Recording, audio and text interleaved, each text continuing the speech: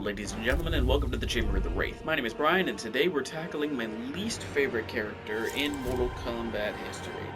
Now, this was a spot that was recently held by Quan Chi, but I realized that at least Quan Chi has cool dark magic shenanigans. Kano does not have nearly as much going for him. Kano. Okay, so he's basically a black dragon smuggler, alright? Neat concept, but one that is, in my opinion, quite overplayed. Now, I'm not going to use this as an absolute soapbox or anything, but just know that I really don't like Kano, so this might end up being a shorter video than one might expect. But, just trying to see if I did him already. We might get onto a character... No, I did him already. Shoot. Oh, I know who I'm doing next. Noob Saibot. We'll beat up the Batman Who Laughs, because I don't like that either. And we will go to... Black Dragon Fight Club. Because where else would you go with Kano? Now again, I know Kano has his fans, and I understand the appeal of a hard-to-catch black market smuggler, but honestly, he's one of those characters that I think should only come back every once in a while, if at all. Because, again, how often do you really need to have him being Kano, in the game? The ninjas, I understand. Raiden, I understand. Sonya and Johnny, they can afford to sit a game or two out. I get that they're classics and all, but they can afford to sit a game or two out. And, well, Kano, I think he's the least interesting of all of the newcomers. So we'll start with, as always, we'll start with attacks that do not go into attacks, that do not have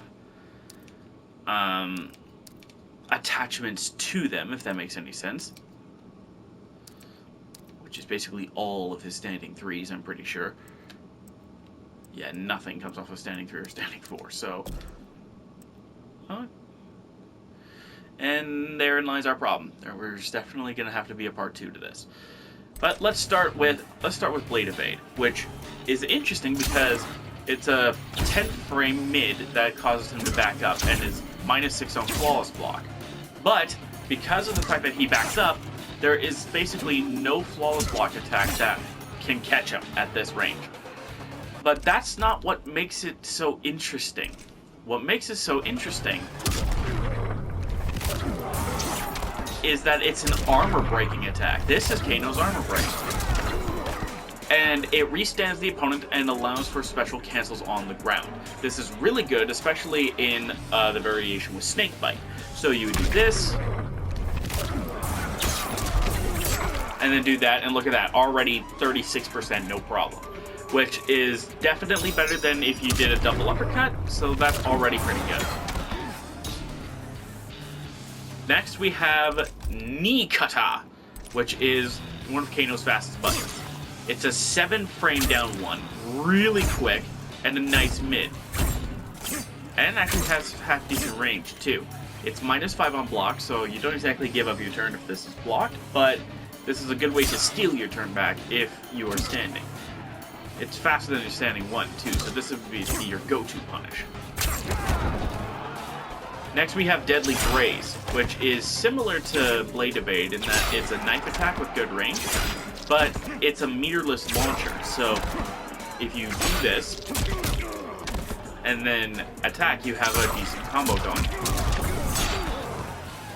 So this is a normal launcher that I believe...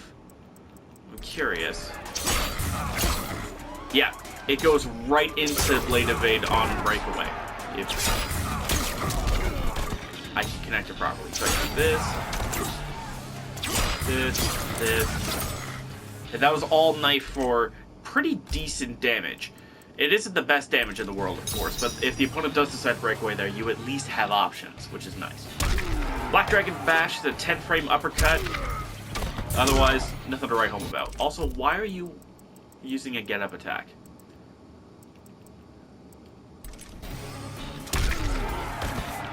Okay, there we go. Then we have High Boot, which is an 11 frame mid that does 50 damage and hits high. I believe this has the potential to anti-air, but I wouldn't use it too often. Enzugiri is a fairly high damaging back one that you can use to end combos. And if this counters or punishes, it is counter or punish, right? Yeah. If this is a counter or a punish, this is a crushing blow. Doing 190 damage and then quite a lot of damage over time. It ends up being just under 30% across. Do this, and then go for a combo. Even on a block string, you can see it hurts a lot. Even though that's probably not a true block string, you still could kill somebody this way with the damage over time combined. Underkick, despite the name, is actually a mid. He rolls forward and I believe can duck under certain high projectiles, but I don't think Noob Saibot in this variation has one. I'll see real quick. Okay, he has a... I think this one is a mid.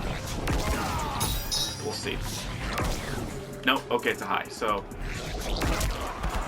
Alright, he can slip under projectiles and threaten with this.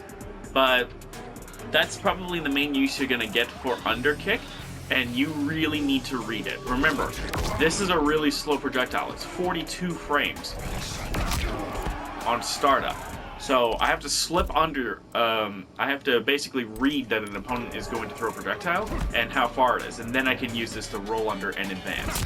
Clipping the opponent and knocking them down to be plus 15 in the process. Oh, before I forget, Deadly Graze is minus 13 on Flawless Block, and on block overall. Black Dragon Bash is minus 18 on Flawless Block and minus 8 overall. High Boot is plus 2, regardless of where it is on the block string. Enzugiri is minus 4, so this is actually a fairly safe option to go for. And then Underkick is minus 13 on Flawless Block, and just on block overall, so punishable if the opponent reads you do that. Then there's Low Hinge, which is a 9 frame low. Doesn't have quite the same range as the Blade Swipe, but it is a low, so it's good to keep in mind. Now, before we proceed, I'm actually going to reset, because all of Kano's kicks do not combo into anything naturally. So,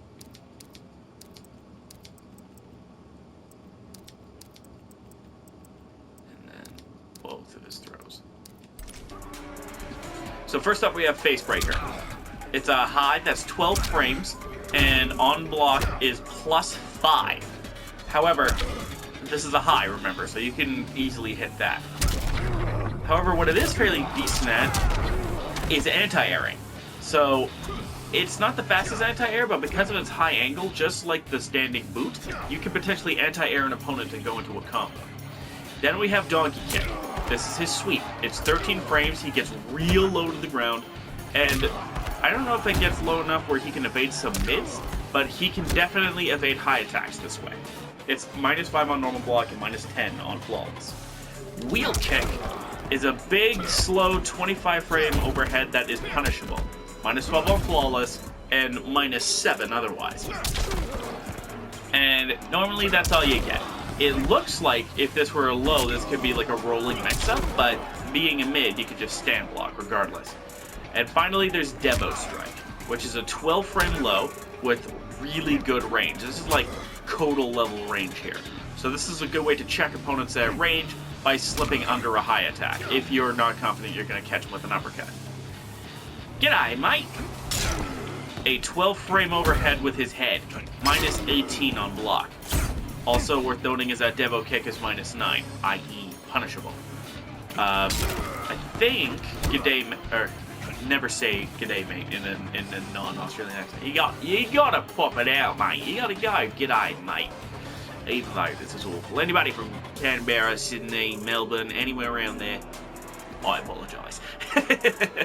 Anyhow, yeah, so that is G'day, mate. And then Brutal Heal is an 11 frame, which is minus 13. However, I believe has slightly less range. Yes, it does, because the headbutt actually pushes Kano forward slightly. So overall, for short hop attacks, you're going to want to go for the headbutt. Then on Wake Up, Kano, of course, has 2 different Wake Up attacks. And they're both actually quite strong in certain aspects. First up, we have Quick Burn. A 10-frame Wake Up attack with really nice range. Wherever that yellow gunk is, it's going to hit him. However, it's -8 on block, so punishable. Then we have Cheeky Swipes, which hits twice, but doesn't scale, allowing Kano to knock the opponent into the air. However, on block, it's -15.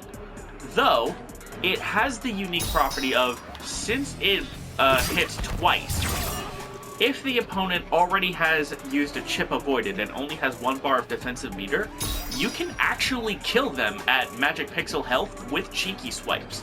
This is something that only one other Wake Up in the entire game is capable of. And we'll talk about that Wake Up sometime soon. But that gives Cheeky Swipes a fairly unique advantage. It makes it, in my opinion, one of the best Wake Up launches in the game. Even if it's not safe on block, it at least hits twice. So it has something going for it. And finally, we have to talk about his throws. Because both of his throws have a crushing blow. And they're what you would expect. If this crushing blows, or if you fail a throw tech, Kano has a 50-50 chance of getting this crushing blow. But remember, as of, I believe, the Joker patch, no character with 2 crushing blow throws can crushing blow off of both of their throws. Meaning that it's impossible to basically take away 2/3 of your opponent's life with 2 throws. Now let's talk combo attacks, because overall, we, oh, that's right, there's different versions of these strings. So, you're going to have to bear with me for a little bit. We'll come back to these strings. We'll come back to these strings in a later variation. But suffice it to say that Fig Jam and Takedown are different. And, of course, Penal Colony doesn't exist normally. So that leaves 3 strings. That's it. Yes, Kano would normally have 5, but that's still a really small amount of strings. First up, did I get them all? I feel like I'm missing. No, I didn't miss any. So first we're going to start off with Blood Worth Bottling, which as far as I know, a lot of these are Australian slang. This is a quick punish, 8-frame punish, but there's a flawless block gap that leaves Kano -8 midway through. But if you don't flawless block the double knife swipe, it's +2. You're not going to get much off of this because all this is going to do is knock the opponent back. Nothing to write home about. Just do this, and then knock them back. You can't really special cancel outside of 1-1, and that is not your optimal cancel, I don't think. Fair Suck of the Sav starts off of a 13-frame mid. The middle hit actually used to not do any damage. So, and the funny thing is that it always was only +13. So you could special cancel into it, but I think it also used to scale a lot harsher before as well. So you would do this, and then you would get really crappy damage. But they buffed the scaling, let it do damage, and now it has an overhead in the middle. But remember, Kano spitting in your face is a high, so you could let go of block midway through this string and punish him for this. But if your punish is too slow, he will clip you with the overhead. The full string is +2 on block, and I don't believe has a flawless block gap. Definitely one of Kano's best overall strings. Then we have Blown Away. You almost never see this string because 4-2 is a low launcher that can be special canceled. So you won't be able to get another normal off, but you'll be able to get things like Knife Toss or much more, or you know, Kano Ball or anything else that you have. But you can use this to end combos, because it does more damage than a normal throw. And after the forward 2 first connects, it doesn't scale. Meaning you actually get a respectable amount of damage out of Blown Away. Now let's talk special moves. And again, this is incredibly easy to talk about because Kano only has 3 universal special moves. And even then, one of them gets replaced in a variation. Blade Toss is a high projectile that does decent damage and sticks a knife in the opponent. That's going to be important later because some attacks get a benefit from this. Amplify it to throw a second knife mid. So the idea is that this is basically Baraka's Blade Spark, but with a knife and an added benefit that we can talk about later. Do this. I don't think he has an added benefit in this variation, it's just something to keep in mind. Next we have Black Dragon Ball. Again, I'm really glad they made this a normal input instead of a full circle input like it is in FK9, but this is a 10-frame startup attack that is unsafe on block. Legendarily unsafe. It's minus 18 for crying out loud. But it can be amplified to knock the opponent down. But its amplify window is not huge, and it still leaves the opponent at minus 12. I set this flawless. No flawless block gap, however, so that's really good to know. But then there's Air Black Dragon Ball, which hits mid, is technically 6 frames on startup, or 4 on the off of a short hop, and you can amplify to knock down. The key with Black Dragon Ball in the air, is that you can actually amplify it considerably later than normal Black Dragon Ball. So you can do one of his jump-in attacks, which, by the way, jump 1, jump through 2, and jump 3. I should have made mention. I should remember to catalog these. See what I mean? And then go for the delay. But I believe if you delay it, it can be flawless blocked. And it's still minus 10.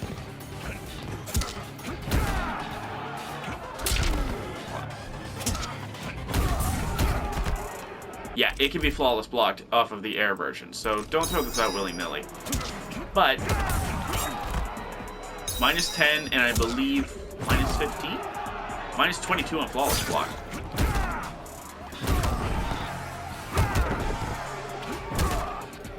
Yeah, minus 20 regardless, so it's hella punishable. But because of its delayed amplify properties, you can catch...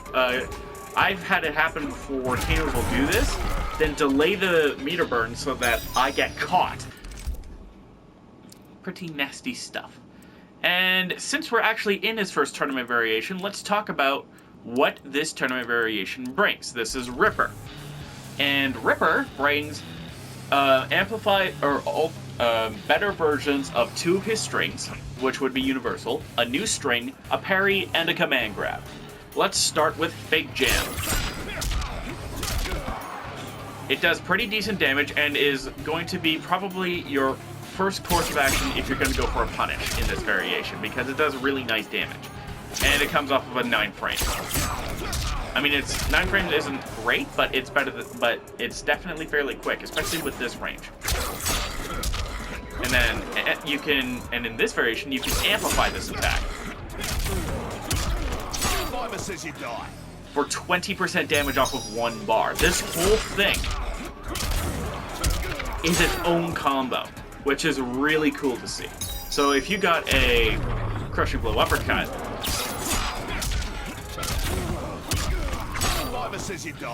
look at that, 35% off of a down 2. Then you have Takedown, which side switches, which is important if Kano is cornered. You can then corner them. And then if you amplify, which for some reason is called Spit the Dummy, you can actually get a combo. And yes, this does mean that Kano has a combo starter off of this variation and a strong combo ender.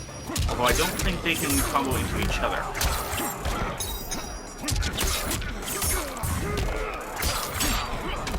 Yeah, it looks like the overhead kick is just a little bit too slow for it to combo into. But if you get this going, which has a cheeky low in there. Let's see. Come on. I think I can connect this one. There we go.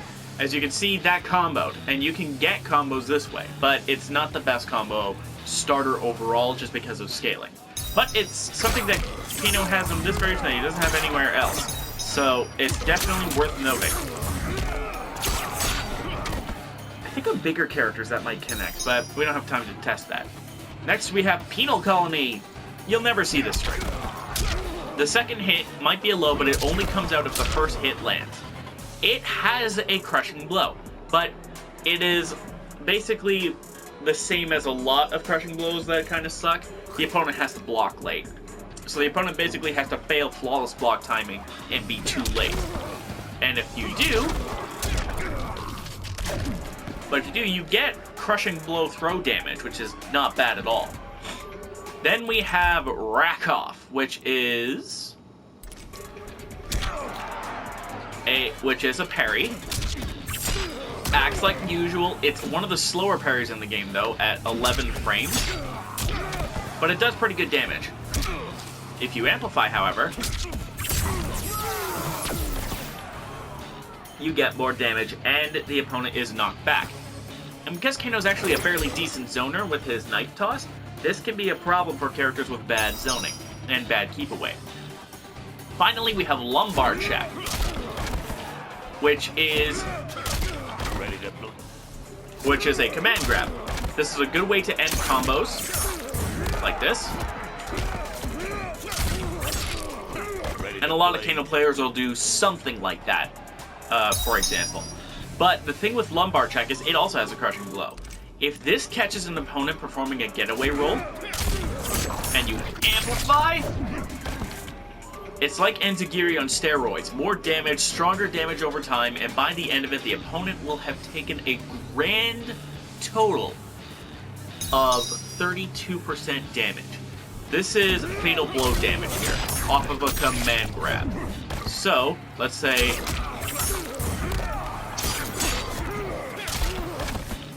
there you go. Look at the damage that you can get off of a simple exchange like this. And go immediately into it. And I've flubbed up the input, but as you can see, the damage potential is spectacular. And I think this does more damage than the normal version of the string, so we'll see. So that was 357 as compared to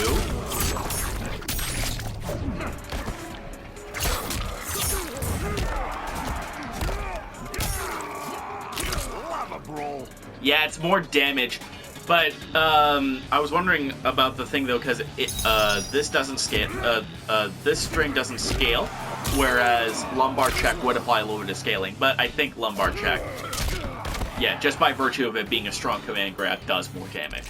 Now let's talk about Variation 2, Dirtbag, which is Kano's scariest variation, at least in my playbook.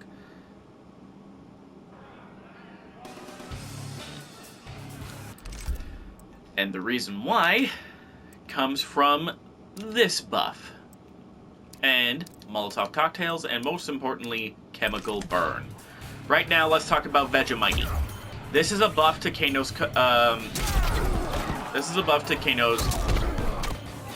Ball, or Black Dragon Ball, as it were. This gives it more damage and gives it armor. One hit of armor. This is one of the few armored attacks that are in Mortal Kombat 11, period. Outside of Fatal Blows, I think this is actually basically the only one. However, because it's armored, armor breaks can stuff this attack if they connect. So, if, let's say, Spawn's War Club manages to connect when he does this thing from full screen, while he's red, Spawn gets a combo starter off of it. So this armor is not nearly as strong as it used to be. The thing that is key, though, you get an anti-air Black Dragon Ball. which does, I think, more damage. I think. Yeah, it absolutely does. So you can anti-air it, and then it would do 110 instead of 90. So this becomes 140. The same damage as a throw, armored. Pretty strong, but just remember that that armor is not quite the beast that it used to be, which is why it was so rare. Next we have Molotov Cocktail, which has a few different ranges. Close, normal, and far. Now, as a Molotov Cocktail, it leaves a puddle of fire that the opponent, if they stand in, take damage over time. They will take 12% damage over time until the fire runs out. But this move has correspondence with another attack, Chemical Burn, which does damage over time while the opponent is soaking in it, and is actually quite safe. If I were to show this properly... Also, I forgot to show. Upward Dragon Ball is minus 18, and... Wait, what happens if I amplify it? Oh, it's the same thing. You get the Amplify for even more damage. Yikes. But with Chemical Burn, you can use this. You're minus 14, sure, but you at least back up a little bit. And there aren't very many attacks that can reach you at this range without at least potentially being blocked. But one of the key things is if you perform the Amplify version, the opponent is left at plus 22, which in the corner can be terrifying. Well, what happens? But it has a close Amplify, which misses intentionally and starts a fire. Now, let's suppose the opponent is hit with a Chemical Burn and then a Molotov Cocktail. The chemicals burn off and do a lot of damage. Now, I want to preface this. I need to make this 100% clear. I am not nearly as good as I would like to be in order to be able to do this. I'm not confident I'll be able to get this, basically. However, if you do this, then launch the opponent, then you can hold on. Then you can basically combo off of a Kano's Chemical Burn explosion in the corner. That's probably the best that I'm gonna get. I'm gonna try it though. Let's see if I do this. Oh, it's down back, that's why. Oh, I know what it would have to be. Yeah. Let's try 2-2. And then I'll have to talk about these universal strings as well. Damn it.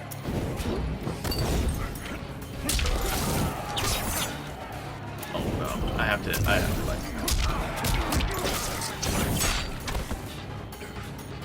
Hopefully that illustrates the picture for you, that you could get some really scary combos in this situation. And what if the opponent blocks? Well, let's say I get them with the chemicals and then I throw out one of these. And if I hit them with this, I can just keep them in a bad situation. This combination makes Kano one of the dirtiest fighters. He'll just chip you out with this. He'll keep you in a combo situation that just racks up the damage. I'm terrible with Kano, full disclosure, and I can't get much more than that. But if you look online for high-level Kano players, it's disgusting what he can do. But before we go, I need to talk about Piss Off and Enough Yammer, because these are the versions of the earlier strings, Fake Jam and Takedown, that are in Ripper that are not available anywhere else tournament-wise. Piss Off has an overhead knockdown that is minus 6, so... And I don't believe there's a flawless block gap in there. Oh, there is, actually. So there is a flawless block gap in there. And then you have Enough Yammer, which has a flawless block gap as well, I noticed. But if we reset it, this does not combo. This is just a knockdown. So these strings are worse, and you'll probably never really see them outside of Variation 1, where they've been enhanced. Finally, let's talk about Ratbag.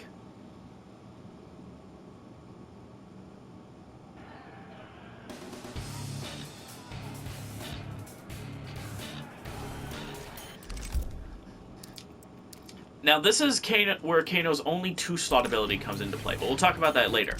First, we need to talk about Kano's best projectile. It's slower than the Knife Toss, but Optic Blast is 80 damage, hits mid natively, and knocks back natively. It does real nice damage, and if this is a counter or a punish, you get a Crushing Blow for 250. He gains a Crushing Blow from this, so Optic Blast is objectively Kano's best projectile. However, that's not why you'd be here for Ratbag. You'd be here for this, Snakebite. Now, Snakebite, you might think, okay, looks like an Ender. Does decent damage, hits mid, what's its block like? Well, oh, they're not blocking. Okay. Well, first off, there's 2 flawless block gaps in there, and it's minus 16, so it's not good for that. Well, what's it good for? You got Amplify. And then you get a combo. So, what a lot of Kano players will do in this variation, they'll go for a thing, and then you can get really nice, really easy damage. Hell, you can do this. That's not out.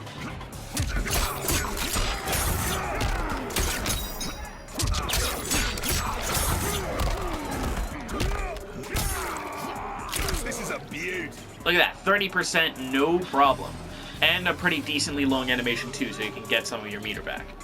But of course, there is danger with this one. Because remember, it launches. And if it launches, you have the risk of breakaway. But remember, back 1... oh, that's right. They will break away... They'll break away... I forgot that there's a breakaway gap right in the middle there. That leaves you in trouble. But if the opponent doesn't know that, which is a good chance that they don't, you land this, launch him, land that, and guess what? You got yourself a Crushing Blow. Or, not a Crushing Blow. You at least get a Cannonball for sure. For pretty nice damage. And finally, let's talk about his Fatal Blow. Not here to fuck spiders. Yep, that's it. This is one of the slowest Fatal Blows in the game, and one of the worst overall. So, how does one make use of this?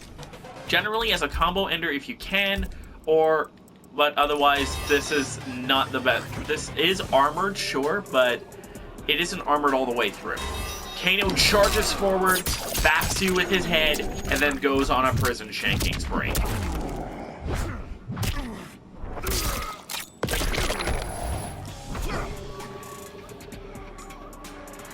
And there you go. It's basically a Fatal Blow. It's nothing to write home about. But what makes it really nice is that with the arm break, I think I have it set. If I'm quick enough. If the Blade Evade breaks armor, it combos naturally into. It combos naturally into the Fatal Blow. Meaning that if we did this, you can see where the damage is coming from. And I'm actually curious now.